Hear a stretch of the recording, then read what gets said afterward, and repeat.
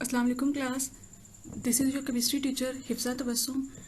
Today inshallah we will start our first chapter which is about periodic classification of elements and periodicity. इस chapter में हम periodic table के बारे में study करेंगे, उसकी क्लासिफिकेशन के बारे में पढ़ेंगे, उसकी हिस्ट्री के बारे में पढ़ेंगे, उसमें एलिमेंट्स के periodic बिहेवियर के बारे में पढ़ेंगे. फर्स्ट ऑफ ऑल हम देखते हैं कि periodic table हमारे पास क्या है. Periodic table is the basic framework to study the periodic behavior of physical and chemical properties of the elements. जैसे कि आप सब जानते हैं कि हमारे पास कुछ जो उस टाइम पे नॉन एलिमेंट्स थे वो रैंडमली प्रेजेंट थे. हम चाहते थे कि हम उन सब एलिमेंट्स को एक सिंगल लॉजिकल पैटर्न पे ला के उनके बिहेवियर को स्टडी कर सकें, उनके पीरियोडिक बिहेवियर को स्टडी कर सकें, जिसकी वजह से हमें पीरियोडिक टेबल की ज़रूरत महसूस हुई. अगर हम इसके हिस्टोरिकल बैकग्राउंड की तरफ देखें तो वो साइंटिस्ट जिन्होंने इसकी मेकिंग में, इसकी फॉर्मेशन में मेमोरेबल कंट्रीब्यूशन की है वो है हमारे पास अल-रज़ी, डोब्रेनियर, न्यूलैंड एंड मेंडलीव. अल-रज़ी की क्लासिफिकेशन एलिमेंट्स की फिजिकल और केमिकल प्रॉपर्टीज़ पे डिपेंड करती थी. इसने एलिमेंट्स की फिजिकल और केमिकल प्रॉपर्टीज़ को बेस बना के एलिमेंट्स को क्लासिफाई किया था. नेक्स्ट है हमारे पास डोब्रेनियर. डोब्रेनियर जो है वो एक जर्मन केमिस्ट हैं और इन्होंने 1829 में तीन एलिमेंट्स को सिंगल ग्रुप में अरेंज किया था. वो तीन एलिमेंट्स जिनकी प्रॉपर्टीज आपस में मैच करती थी और फिर उसको उन्होंने नाम दिया था ट्राइएड का, यानी कि एक सिंगल ग्रुप जिसमें तीन एलिमेंट जिनकी प्रॉपर्टीज आपस में मैच करती थी उसको क्या नाम दिया गया, ट्राइएड. यानी कि इन्होंने ट्राइएड्स की बेस पे एलिमेंट्स की क्लासिफिकेशन की थी, ट्राइएड्स का कॉन्सेप्ट दिया था. यहाँ पे हमारे पास एक शॉर्ट क्वेश्चन बनता है कि what is the Dobereiner law of triads. Next है हमारे पास न्यूलैंड. न्यूलैंड क्या है? न्यूलैंड जो है वो एक इंग्लिश केमिस्ट है और इन्होंने 1864 में 62 नॉन एलिमेंट्स को increasing order of their atomic mass arrange किया था. एटॉमिक मास के इंक्रीजिंग ऑर्डर के लिहाज से इन्होंने 62 एलिमेंट्स को अरेंज किया और अपनी इस क्लासिफिकेशन में इन्होंने ये नोटिस किया कि हर 8वें एलिमेंट की प्रॉपर्टीज जो हैं वो मैच कर रही हैं पहले एलिमेंट के साथ. और अपनी इस क्लासिफिकेशन के इस प्रिंसिपल को इन्होंने नाम दिया लॉ ऑफ ऑक्टेव्स का. लॉ ऑफ ऑक्टेव्स क्या है हमारे पास कि अगर न्यूलैंड की क्लासिफिकेशन में हम देखें जो कि increasing order of atomic mass of elements के लिहाज से है, तो हर 8वें एलिमेंट की प्रॉपर्टीज जो हैं वो पहले एलिमेंट के साथ मैच कर रही हैं. इसको कहते हैं लॉ ऑफ ऑक्टेव्स. और यहाँ पे हमारे पास एक शॉर्ट क्वेश्चन बनता है what is Newlands law of octaves. Next जो साइंटिस्ट है हमारे पास वो है हमारे पास डिमिट्री मेंडलीव. डिमिट्री मेंडलीव जो है वो एक रशियन केमिस्ट थे और इन्होंने 1871 में एलिमेंट्स को in ascending order of their atomic mass के लिहाज से अरेंज किया. इन्होंने अपने पीरियोडिक टेबल में ग्रुप्स एंड पीरियड्स का कॉन्सेप्ट दिया था. वर्टिकल कॉलम्स को इन्होंने ग्रुप्स कहा और हॉरिजॉन्टल रोज को इन्होंने पीरियड्स कहा. एलिमेंट्स को उनके एटॉमिक मास के असेंडिंग ऑर्डर में अरेंज किया गया जिसको पीरियोडिक लॉ का नाम दिया गया. और सबसे जो अच्छा काम इन्होंने किया था, जो इनका बहुत रिमार्केबल है, वो ये था कि इन्होंने अपने टाइम में वो एलिमेंट्स जो अननोन थे, जो इनके टाइम में डिस्कवर नहीं हुए थे, अपने पीरियोडिक टेबल में इन्होंने उनके लिए गैप्स और एम्प्टी स्पेसेस छोड़ी थी और उन एलिमेंट्स की प्रॉपर्टीज़ को भी प्रिडिक्ट किया था. इसकी एग्जाम्पल है हमारे पास जर्मेनियम. जर्मेनियम जो है वो मेंडलीव के टाइम पे डिस्कवर नहीं हुआ था, लेकिन मेंडलीव ने अपने पीरियोडिक टेबल में जर्मेनियम की पोजीशन के लिए गैप छोड़ा था और उसकी प्रॉपर्टीज़ को प्रिडिक्ट किया था. And he was confident that कि ऐसा कोई एलिमेंट ज़रूर एग्जिस्ट करेगा जिसकी ये प्रॉपर्टीज़ होंगी.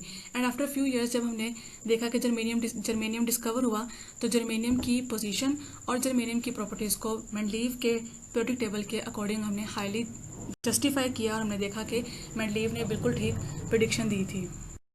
मेंडलीव के पीरियोडिक टेबल में कुछ हमारे पास डिफेक्ट्स थे. वो ये थे कि हमने देखा कि नोबल गैसेस के लिए इन्होंने कोई सेपरेट प्लेस जो है वो स्पेसिफाई नहीं की थी.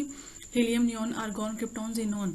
और इन्होंने क्या किया था कि अल्कलाइन अर्थ मेटल्स जो कि बेरिलियम, मैग्नीशियम, कैल्शियम, स्ट्रोंशियम और बेरियम है, इनको जिंक, कैडमियम, मरकरी जो कि हमारे पास नॉन टिपिकल ट्रांजिशन एलिमेंट्स हैं, इन सब एलिमेंट्स को एक सिंगल वर्टिकल कॉलम में रख दिया था, एक सिंगल ग्रुप में रख दिया था. जबकि ये एलिमेंट्स, इनकी प्रॉपर्टीज़ क्या हैं, डिफरेंट हैं. जिंक, कैडमियम, मरकरी मैंने बताया कि नॉन टिपिकल ट्रांजिशन एलिमेंट्स हैं और बेरिलियम, मैग्नीशियम, कैल्शियम वगैरह हमारे पास अल्कलाइन अर्थ मेटल्स हैं. तो इनकी प्रॉपर्टीज़ की बेस पे अगर हम देखें तो ये आपस में डिफरेंट एलिमेंट थे लेकिन इनको सेम कॉलम में प्लेस कर दिया गया. इम्प्रूवमेंट्स क्या बनाएंगी मेंडलीव के पीरियोडिक टेबल में? हमने क्या देखा कि मेंडलीव ने अपने पीरियोडिक टेबल में एलिमेंट्स को एटॉमिक मास के असेंडिंग ऑर्डर में अरेंज किया था.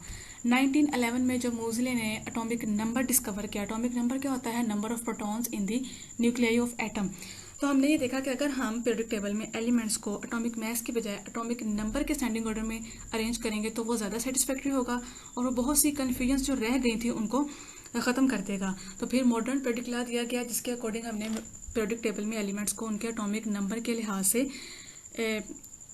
अरेंज किया. नेक्स्ट था एडिशन ऑफ एक्स्ट्रा ग्रुप। ये कौन सा ग्रुप है? जैसे हमने अभी डिफेक्ट्स में पढ़ा कि नोबल गैसेस की पोजीशन जो है वो जस्टिफाई नहीं की गई थी, उनके लिए कोई एक स्पेसिफिक प्लेस और पोजीशन जो है वो नहीं दी गई थी मेंडलीव के पीरियोडिक टेबल में। मॉडर्न पीरियोडिक टेबल के अंदर नोबल गैसेस के लिए helium, neon, argon, krypton, xenon की पोजीशन को जस्टिफाई किया गया by the addition of an extra group. Group 8A at the extreme right end of the periodic table add किया गया, जिसमें हमने अपने नोबल गैसेस को रखा और इस ग्रुप को हम 0 ग्रुप भी कहते हैं और 8A ग्रुप भी कहते हैं।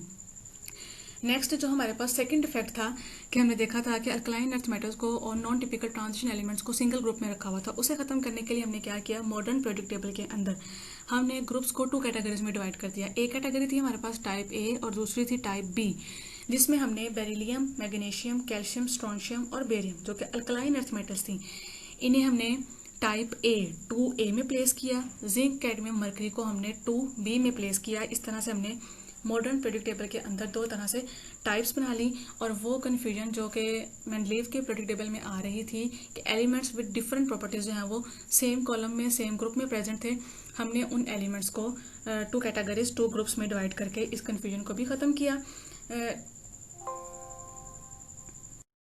यहाँ पे हमारे पास 2 तरह के शॉर्ट क्वेश्चंस बनते हैं। एक हमारे पास है एक्सरसाइज का question number 4, what are the improvements made in the Mendeleev's periodic table, और सेकंड है बनता है हमारे पास कि what are the facts in Mendeleev's periodic table, जो कि हमने प्रीवियस डिस्कस भी किए हैं। This is all about our today's lecture, जिसमें हमने इंट्रोडक्शन पढ़ा है और कुछ हिस्ट्री पढ़ी है। इंशाल्लाह कल हम periodic table, modern periodic table को डिटेल में पढ़ेंगे। This is all about today's lecture. You are free to ask any question. If you have any question, you can ask in separate message box. Inshallah, you will get quick and positive response. Thank you. Allah Hafiz.